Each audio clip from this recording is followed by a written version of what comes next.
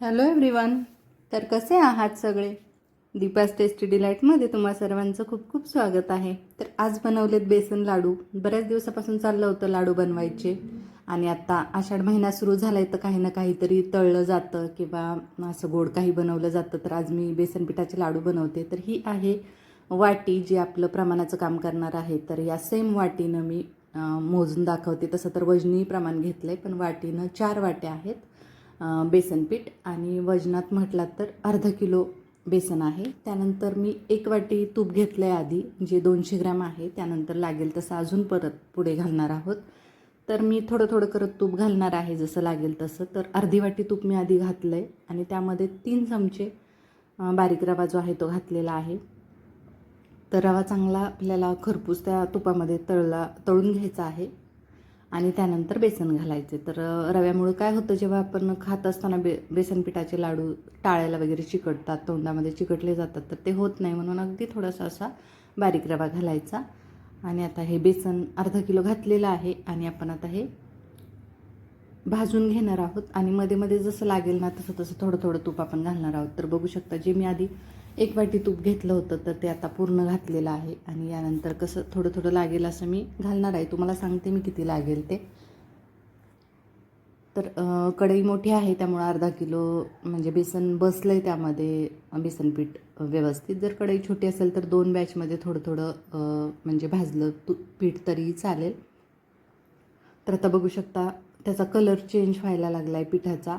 तर हेच सगळ्यात मोठं काम असतं बेसन पिठाचे लाडू म्हटलं की की आपल्याला हे बेसन पीठ अगदी बारीक गॅसवर आणि खूप वेळ लागतो भाजायला. म्हणजे मला तरी हे पीठ भाजायला चांगलं एक 27-28 मिनटं तरी लागली होती. तर बघू शकता आता चांगलं ते हे व्हायला लागले, जुळून यायला लागले पीठ. मी त्यामध्ये परतही म्हणजे तूप घातलं होतं अर्धी वाटी. तर बरोबर पाव किलो मी तूप घातलेलं आहे त्यामध्ये. आणि असं बेसन पीठ अगदी भाजत भाजत आलं ना की त्यामध्ये 1 2 ते 3 चमचे दूध किंवा अगदी थोडासा पाण्याचा हापका मारायचा ज्यांना दूध नसेल आवडत तर. त्यानं काय होतं की बेसन पिठाचे जे लाडू आहेत तर ते दाणेदार होतात एकदम आणि एकदम ते पीठ असतं ते सुटसुटीत होतं असं. तर त्यामुळं ना नक्की हे 2 ते 3 चमचे असतात दूध किंवा पाणी अवश्य घाला. तर आता आपलं हे बेसन पीठ अगदी चांगलं भाजून झालेलं आहे. हे लाईटच्या प्रकाशामध्ये तुम्हाला अजूनही जरा पिवळं दिसत असेल पण छान ब्राऊन असा त्याला कलर आलेला आहे. तर आता मी ते एका बाउलमध्ये काढून घेतले आणि आपल्याला ते थंड करून घ्यायचे. थंड एवढं करायचं आहे की आपण ते हात लावला त्या पिठाला तर हात लावू शकतो असं थंड करून घ्यायचं आहे. तर बघू शकता आता त्याचा कलर मी तुम्हाला दाखवते. छान मी भाजून घेतलेलं आहे हे पीठ आणि तुपामुळं कसं हे असं पातळसर दिसतंय. ते नंतर बरोबर लाडू केल्यानंतर होऊन जातं व्यवस्थित. तर 1 2 ते 3 वेळा मी हे पीठ हलवून घेतलं आहे जेणेकरून कसं ते थंड होईल लवकर म्हणून. आणि आता बऱ्यापैकी ते थंड झालेलं आहे. तर आपण त्यामध्ये घालूयात वेलची पूड. चांगले 2 चमचे वेलची पूड आहे ती मी घातलेली आहे. त्यानंतर घालूयात पिठी साखर. तर आता जी वाटी आपण बेसन पीठ आणि तुपासाठी घेतली होती तर सेम तीच वाटी आहे.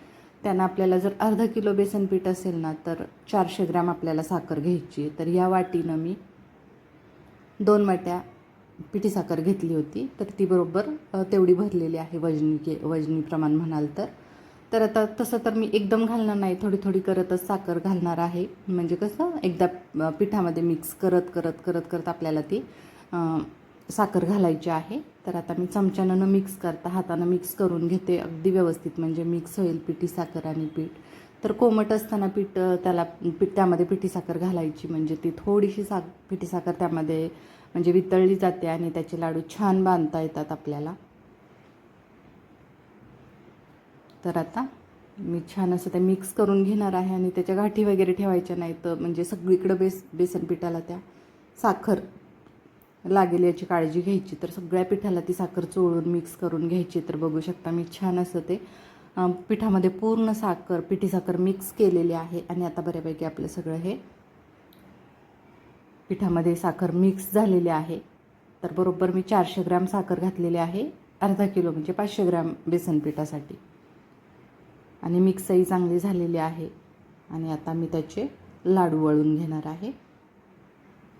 तर अगदी सहज लाडू वळले जातात आणि थोडंसं गरम असतानाच गरम गरम वळले ना की अगदी फटाफट त्याचे लाडू करून होतात. तर आता मी तुम्हाला दाखवते की एक लाडू. तर वळत असतानाच त्याला आपल्या हाताची गरमी आणि लाडूतलं तूप याच्यामुळं ना अशी शाईन येते. तर या असं असेल की समजून जा की आपले लाडू अगदी परफेक्ट झालेले आहेत. आणि आता मी दोन्ही हातांनी छान असे लाडू वळून घेणार आहेत. पटपट होतील दोन्ही हातांनी वळले की. आणि अशा प्रकारे आपले लाडू हे सगळे रेडी झालेत. त्यानंतर मी पिस्त्याचे काप आणि थोडेसे बदामाचे काप करून घेतलेले आहेत. तर ते आपण या लाडूला लावून घेणार आहोत. तुम्ही त्यामध्ये मनुके, चारोळ्या किंवा हे असे ड्रायफ्रूट तुम्ही लाडूच्या पिठामध्ये म्हटलं तरी घालू शकता, पण मी हे वरून घातलेले आहेत. तर हे अशा प्रकारे आपले बेसन पिठाचे लाडू अगदी छान रेडी झालेले आहेत. तर एकदा नक्की तुम्ही अशा प्रकारे बेसन पिठाचे लाडू ट्राय करा, तुम्हालाही आवडेल. आणि आज मी बनवलेले बेसन पिठाचे लाडू कसे वाटले नक्की सांगा. लाईक, शेअर, सबस्क्राईब करा. थँक्यू.